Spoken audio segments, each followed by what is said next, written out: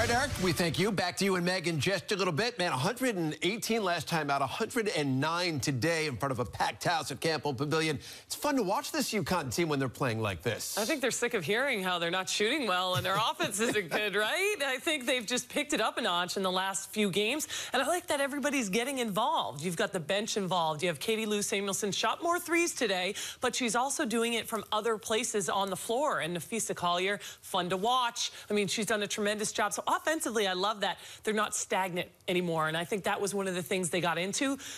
Today, really evident that they were cutting and moving and finding cutters in the right places. So I think shrinking that playbook by Gino was a good idea. Just keep it basic. Play some basketball, make some cuts, and you're golden. They look like they look like UConn again, do they not? I mean, they're moving away from the vintage, moving away from the basketball. They're getting some great cuts and baskets. 31 assists on their 39 made baskets in today's game. And you know, you look at the shooting percentages, 63% as you mentioned, and 63% from beyond the arc. But a lot of those shots are open shots because of the way, right, the ball is moving. Yeah, and the spacing. It all starts with the spacing. You can't make those cuts if you're not spreading the floor and you're attracting defense. And when you cut, you're making the defense really concentrate and try to bump a cutter. And because of that, it opens things up on the outside. So even if you don't get that first cut, you have something else that's developing on the outside as well. Look at the way Kristen Williams started that, right? And then boom, boom, boom around the perimeter. You can always pass the ball faster than the defense can adjust, right? I mean, that's what you always learn in basketball. Yes, that's what I try to teach the kids. Pass it. Pass the ball. It moves quicker than a person does. But that's so fun to watch, Gary, because it doesn't happen all the time. You kind of take for granted UConn is so unselfish and they share the ball so well. But that's just fun. And the way they move the ball, and we've said it before, they give up a good shot for a great shot. And it's just, when they share the basketball like that, very unselfish Connecticut-style basketball, not all teams do that. Right. You have some selfish players looking to go one-on-one, and I feel like this team knows when to hold it, knows when to fold it. Like who to drive, when it's time to drive, and when it's time to share, and it's a thing of beauty. You and I were watching the game together, and I said to you, I don't think there's another team in the nation that really, when they're at their best, moves the ball the way UConn does. And, you know, we heard Gino a short time ago talk about Nafisa Collier, who was right in the middle of everything today. She had 30 points and almost a double. Well, she did have double-double, another double-double, 30 and 14 rebounds. He said he doesn't think there's a better player in America right now than Nafisa Collier. What is it about her that allows her to be so dominant? I think it's her consistent effort. And he talks about it not only in the games, but in practice. And when you have that consistent effort, it translates into the game. And, you know, it sounds so funny that we would even say that sometimes she's under the radar. You know, you go, really? Because she had 30 points. How do you even say that? Because she's a good, solid, getting there, I'm doing my job, and I'm getting stuff done. She's really efficient. That would be the way I describe her. And it's just, you know what you're going to get from her day in and day out. And that consistency is what calms everybody, I think. But, man, she works hard. She gets in there for every rebound. She knows that she can go outside and face up, inside and post up. You know, she's one of those positionless players. She was step in, but a three today, and she posts up and she does so she's versatile, she's consistent, she's efficient, and those are some of the things that make her so good. Certain players have a nose for the basketball, and I think on that last piece of video we saw right there, the offensive rebound and the putback, but she worked really hard to get that offensive rebound, and we've spoken about the fact that rebounding is desire as much as anything, right? And I think you saw a prime example of that right there, but that's what makes her the player that she is. You know how many people would have just given up on that and be like, time's running out, she put the shot down? Nope. There's always enough time to work hard and go get that rebound and get that extra shot. So not many people would have continued to work. They would have said, buzzer shot, we're done. And that's the difference between Nafisa Collier and everyone else. So a big day for UConn as they get the win, 109-74. They're now 21-2 on the season, 10-0 in the American Conference. Let's get a look at game stats. They are presented by People's United Bank, and all UConn in this one. Temple's shooting percentage came down in that second half. UConn 23 points on the break. They scored 38 points in the paint. They only turned it over 10 times, which all was a big part of this victory today. Again, big crowd at Campbell Pavilion in stores where Eric and Meg called it from courtside. Let's go back there right now. And Crystal Dangerfield, I don't think there's, listen, I'm not a doctor, don't want to play one. Meg, you might know this better since you now are the predictor, but the ankle appeared to be okay. Did it not? Are any concern? Any concern for Monday against South Carolina? No. And a little bit. And you know what? I don't think so, and I did stay at a Holiday Inn Express last night, so I'm a doctor.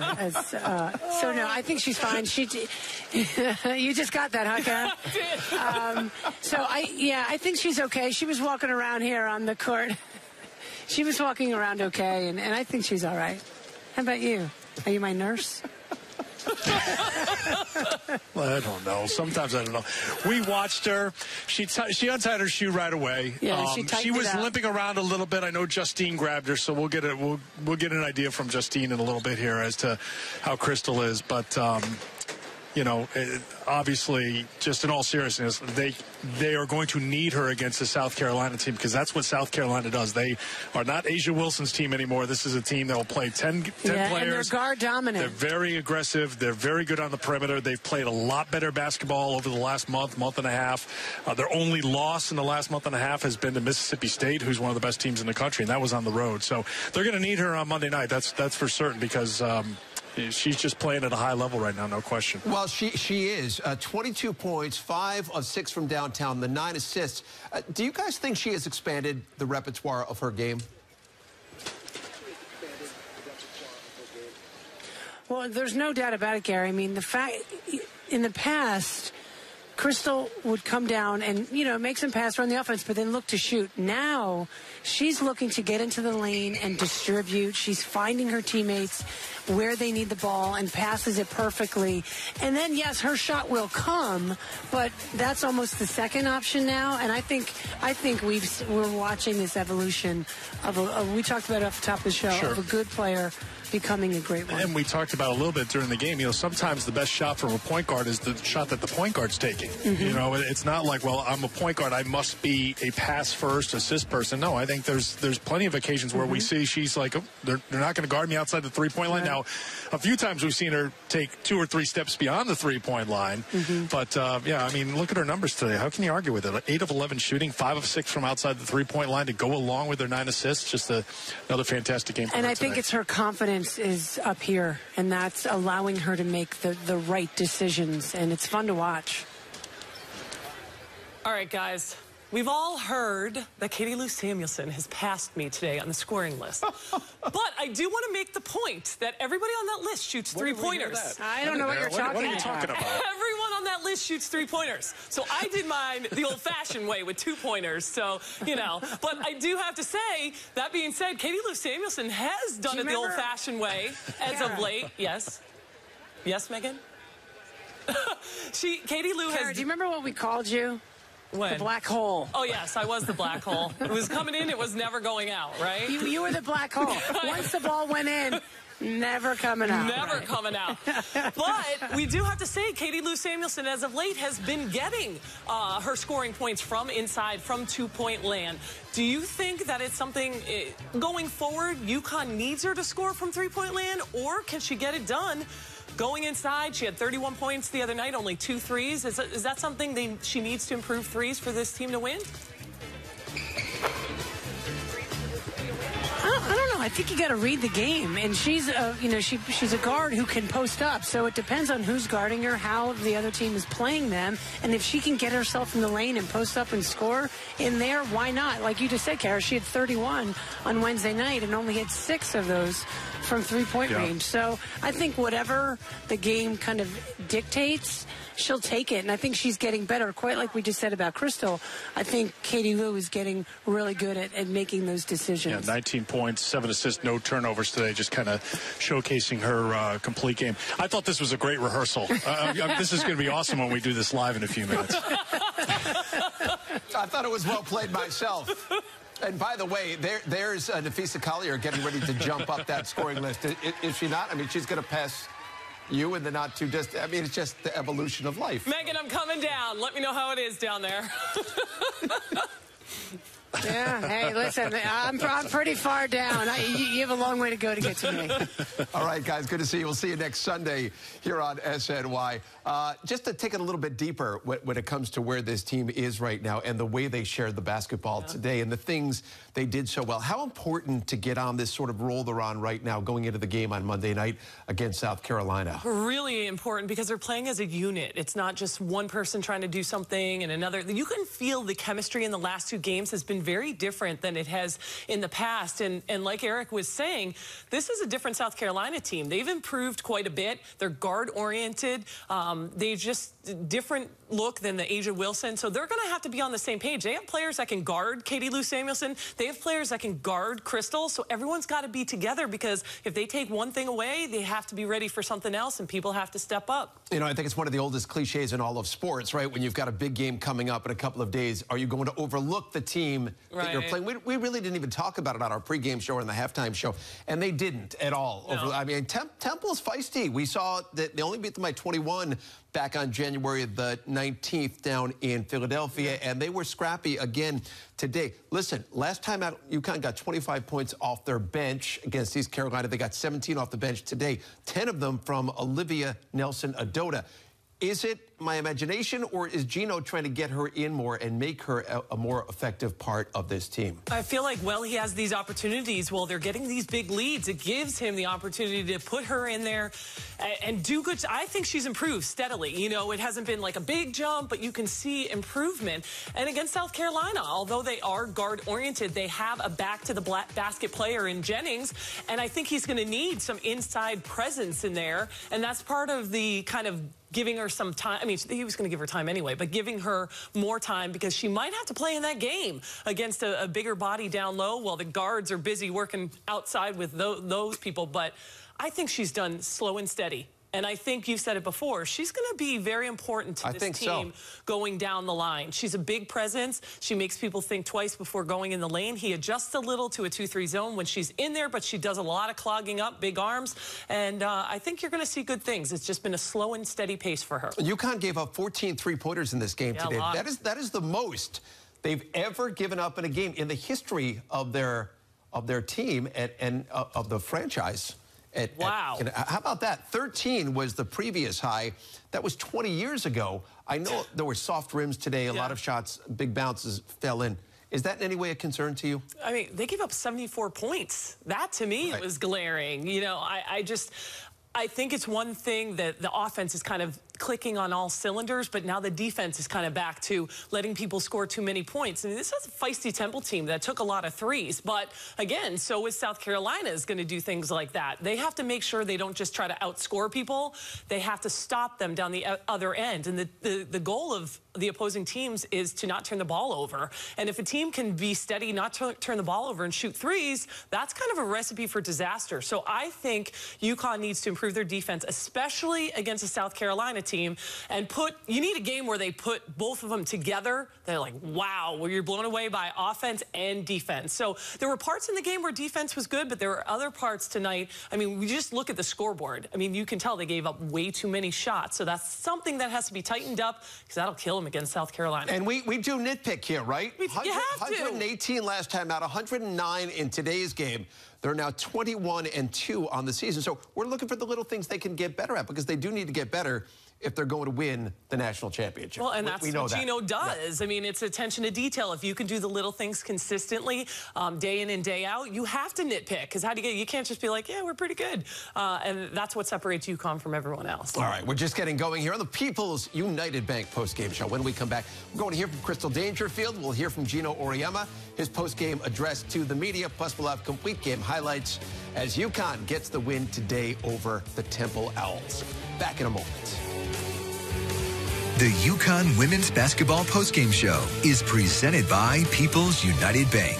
See what know-how can do for you.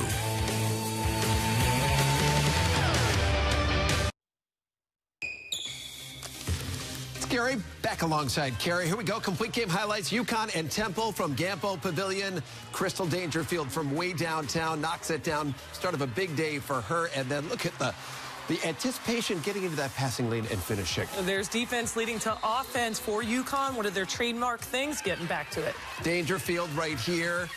And now it's Katie Lou Samuelson down the lane. We saw that over and over again today. Yeah, and it all started with some screens. UConn set some good screens, and they curled around them, wide open with the cuts. Collier finishes, bucket in the foul in the final seconds of the opening quarter. Look at the court vision. Oh, I mean, completely on the... I didn't even see her open. And then Crystal, wow. She's a step ahead of everybody. She is. She really is. UConn up by 9 after 1 in the second quarter. Samuelson to Olivia Nelson-Adota, who lays it in. Later in the second, UConn up by 13. Dangerfield not bashful from downtown. No, I mean, she has it going right now, hitting from the outside and sharing the basket. She had 13 in the first half. Williams giving it up to Collier and just working so hard. I love this because she got position before the ball came in, kept contact, and went. I mean, she has great hands. Dangerfield, the quickness, getting it to go. Closing seconds of the opening half. Dangerfield to Samuelson, getting the puppies set, as Bill Raftery would say. Nice. She gets confidence with every three she knocks down. UConn led it by 18 at the break. Second half now, it's Megan Walker, the extra pass, and you love the unselfishness. I just love the extra pass. They find the open person. Their basketball IQ's right on point. Team basketball again right here. It's Williams to Walker to Dangerfield, and then it's Samuelson. I just love it. If the ball never touches the ground and you say that many people's names before someone shoots, perfect. Later in the third, Dangerfield to Collier ahead of the field, the basket and the foul, and then more from Collier on the way. She had such a tremendous game today, 30 points. And as we spoke about a moment ago, look at her working on the offensive glass. I love it. Anyone would have given up on that and said end of the half shot, but not Nafisa. UConn gets the win, 109-74. Collier led the way. She had 30 in those 14 rebounds. She's now had 30 points in both games against Temple this year. Connecticut moving, as I mentioned a moment ago, to 21-2 on the season. And Crystal Dangerfield right in the middle of everything. A few minutes ago, she spent some time with Justine Ward. Here with Crystal Dangerfield. And Crystal, we saw you limping a little bit. How is the ankle feeling? It's all right. Just a little rehab and it'll be okay to go. This is your 5th game in double figures. What do you think has come together for you in this stretch? Just being really aggressive, taking opportunities that the defense is giving us, and I think we're getting out in transition a lot more, so it's totally helping. Offensively as a whole, why do you guys think you've been able to be on the same page, especially in these last 2 games? Coach has really simplified everything for us. We don't run a lot as much as our stuff as we used to, and we're just moving the ball, I think, a lot better. What do you know about this South Carolina team this year? It's going to be really physical. They're going to come with a lot of energy. The last time they came up here was the same way, so I'm expecting that and more. All right, best of luck. Thanks, Crystal. All right, thank you. Justine and Crystal, we thank you both. And again, we heard her say right there that the offense has been shrunk down a little bit, right? Made a little bit easier. But whatever Gino's doing, it's working these last couple of games. Well, I think that's why he's a Hall of Famer. He kind of knows what he's doing, but he's dumbed it down for his team, and it seems to be helping. You can say that. Like, I wouldn't say that. Just do this. That's it. Focus on that. But, you know, there's something to be said for that. You're playing basketball. You're not playing plays. And then you can concentrate on the one thing you're supposed to do and do it hard and do it well. And they've been so much more aggressive, I feel, since he's shrunk down that playbook, and he knows what he's doing because it's working. Yeah, it's working. If I'm not mistaken, he's in that Hall of Fame up in Springfield, Massachusetts. He's all right. He's done something right. 11 national championships. On our pregame broadcast, we spoke about Kristen Williams. Started to take some baby steps forward, maybe even a big step forward last time out against East Carolina. She had 15 points and 6 assists in that game. She ended up with 9 points in today's game. Didn't shoot it quite as well, but I think you see in her eyes. Yeah. I'll play amateur basketball psychologist here. Yeah. I think you see that swagger, that spark back a little bit. I do, and it's a confidence, and it's been slow and steady, and she's had to build that up, but I feel like Gino has displayed more confidence in her, and that has helped her. And she's trying to go back to her old ways like she did in high school, creating for herself, not standing. Oftentimes, she would just stand and watch a play. He said, you have to learn how to move without the basketball, and you need to be aggressive going to the hole because you have a great mid-range jumper, and you can finish strong and go to the free throw line. So I feel like she's done a couple of those things, and it's reminded her, oh, yeah, I'm a pretty good player. So things are just kind of working for her, but it's going to be slow and steady, and then you're going to see a few breakout games here and there. So. She's a really good player. She's a really good player. She had 28 in that game at Notre Dame earlier in her freshman career, earlier this season. So we know that she can get it done. I think there's this ebb and flow when you're a freshman, right? Figuring out how you're going to get it done in the long run. Yeah, and she started as a freshman. That's a lot of pressure to come into this program. And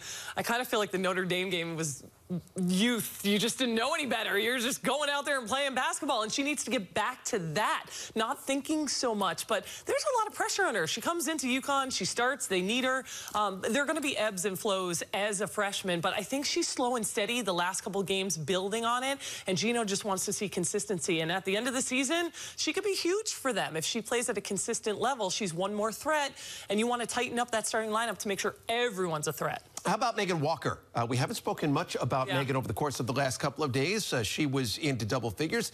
She had a dozen points, and I think she is somebody who is showing more consistency, right? I mean, it wasn't a huge game for her, but a big part of what UConn did today went through her. Yeah, and the way she rebounds the ball, I think she does a good job. She can shoot the three. She's another one of those players where she's a guard, she's a forward. We're not really sure what she is, but she does a little of everything, and she's really strong. And you like the way she can face up and shoot. She can drive to the basket.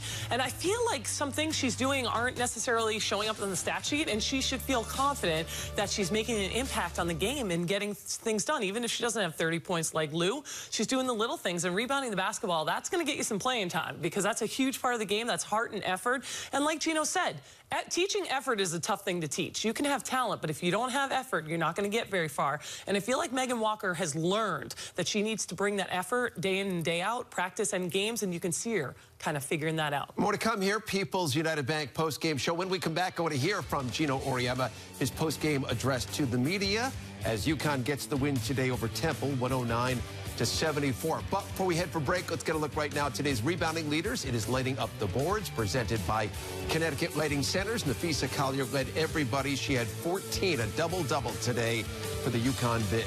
We're coming right back.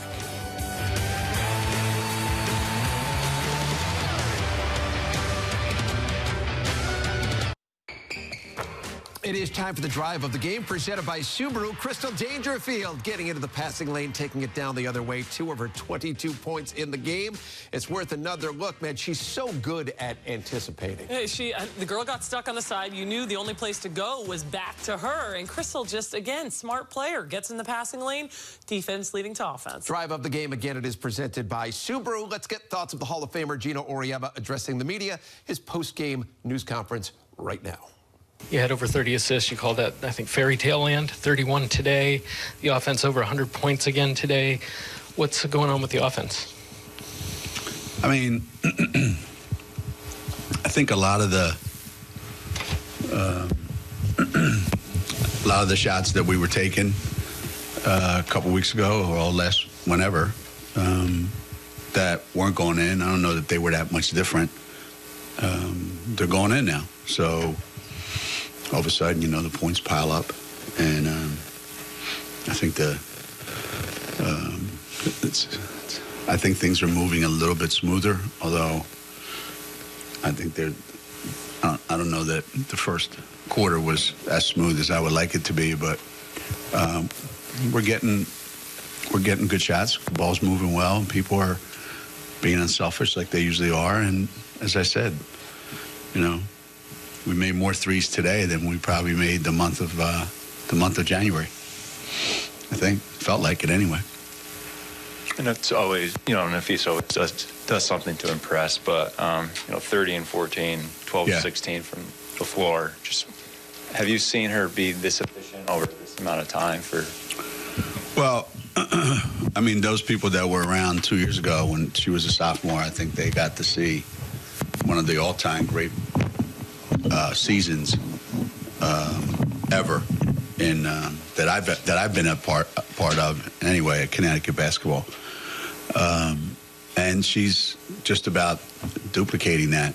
I don't know that there's a better player anywhere that does as much every night. You know, I'm sure people already have made up their mind who the best player in the country is, or who the National Player of the Year is, whatever, any of that. I just don't know that there's anyone that on every single night does all the things that Fisa does. And I don't know that there's another player anywhere that when they come off the court, somebody will say, Fisa didn't play well. They might say she didn't shoot well, you know, but they'll never say impossible that she didn't play well. That just doesn't happen ever. And it's never happened. I've never seen it happen. There may be times where she's not great or she struggled at some things, but, you know, I said at one point, I said, I know we're not missing a lot of shots. I said, but we ought to be able to get at least one offensive rebound, don't you think? And I knew that the only one capable of getting an offensive rebound on our team is Lou. I mean, that's Feast. So, you know, as soon as I said it, I think she ended up getting 2 or 3 of them. Gina, we saw Crystal hobble off a little bit from our seats at the concession stand, so I was wondering if she's okay. She didn't go to a trainer, and just about her shot selection and her decision when to shoot the ball today seemed to be really, really good. Yeah. I'm going to have to talk to the seating people then. Evan, I don't know if Evan's in here. You guys really shouldn't be seating up there in the concessions. I told him I didn't want you that close. So I'll have to have a word with him about that.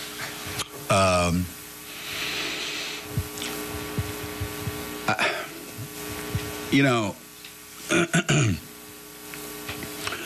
one of the best things that you can do when you have the ball in your hands all the time is put the ball in somebody else's hands for an easy shot. And all the great guards that we've ever had have been able to do that, you know. And I think it's taken Crystal a while to understand that it's not necessarily the, you know, this isn't gymnastics, you know. You don't get any points for what it looks like. You just have to get the ball to the right people at the right time in the right place. And for the most part, that's what's happening right now. And know also when it's time to shoot it for yourself. And she seems to be in a pretty good space right now where she's got that figured out, you know. And when you have our three, you know, Lou, Feast, and Crystal, when they're playing at a real high level, you know, that's why, you know, we score a lot of points, because all three of them can put a lot of points on the board. And right now, that's kind of where, you know, Crystal's been shooting the ball like this every day in practice for the last month. They just weren't going in games, and now they're going in. So now you got to guard her, and now she can create. But man, Temple made a lot of threes tonight. Holy moly. God, 14 of them, huh? God, I told you, we were the worst defensive team in the country. We were terrible. It's the new world, though, you know? Well, it is the new world, right? In so many ways. But the worst defensive team in the country, that might be a little bit of an overstatement. But let's go back to the defense for a moment here. Is that any reason for concern? Well, again, he's trying to nitpick because that's how you get better, right? And, I mean, that's unprecedented how many three-pointers that Temple took and made and how many points they put up on the board. So, yes, he's going to look at that and say, well, we need to get better. And I don't think it's a concern because I think this is a good defensive team. I like when they jump and they trap. They've mixed it up as far as pressing, playing zone, man-to-man. So I don't think it's a concern. They just need to be consistent, and the chemistry has to be there. You have to talk on defense. You need to know how you have to move, how you have to help, where you have to be. So sometimes if that's off a little, and I think as you see this chemistry kind of building with the team, it's only going to get better. But they're a good defensive team most of the time.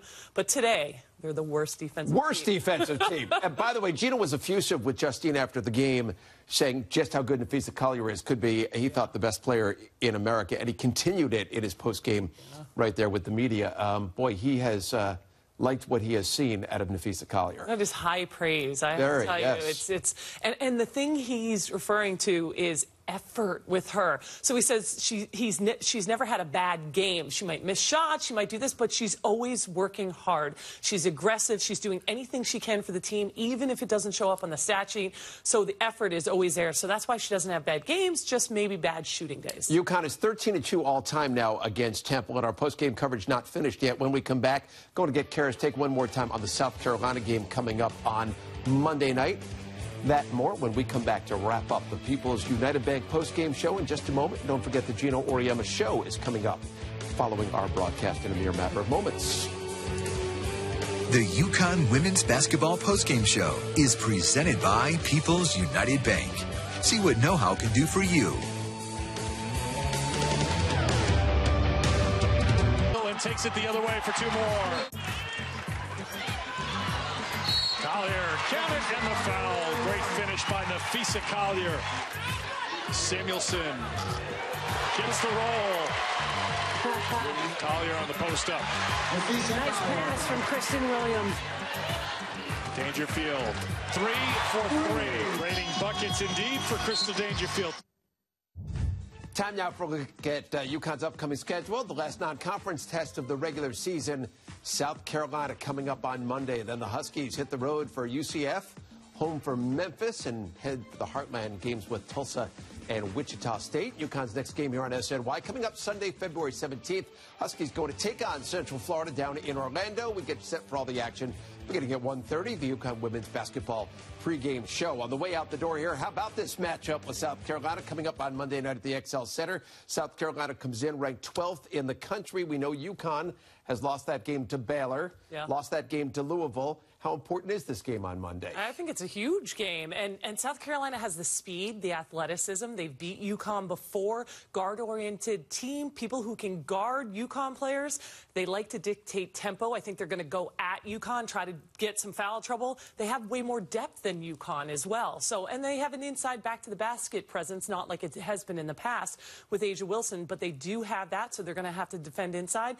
And it all matters. It's a big game as far as seeding is concerned. And that's what you're looking at now. It's not a big deal as far as losing in the middle of the season, but seeding. And where are they going to be? Are they going to be in the Albany region? Number 1, number 2 is Louisville. I mean, those are the things that the bracketology people are looking at. So it really does. This is a big game, and it makes a difference. And Don Staley, well coached, and they know they're capable of beating UConn. What about from a confidence standpoint, right, for UConn to know as they head and they steam towards March that, okay, we can beat the best teams in the country? Yeah, it is very important. I think a big game right now is the time to bring that confidence out, and I hope everyone gets involved. Look, if it comes down to depth and getting people in foul trouble, that's a huge problem for UConn, right?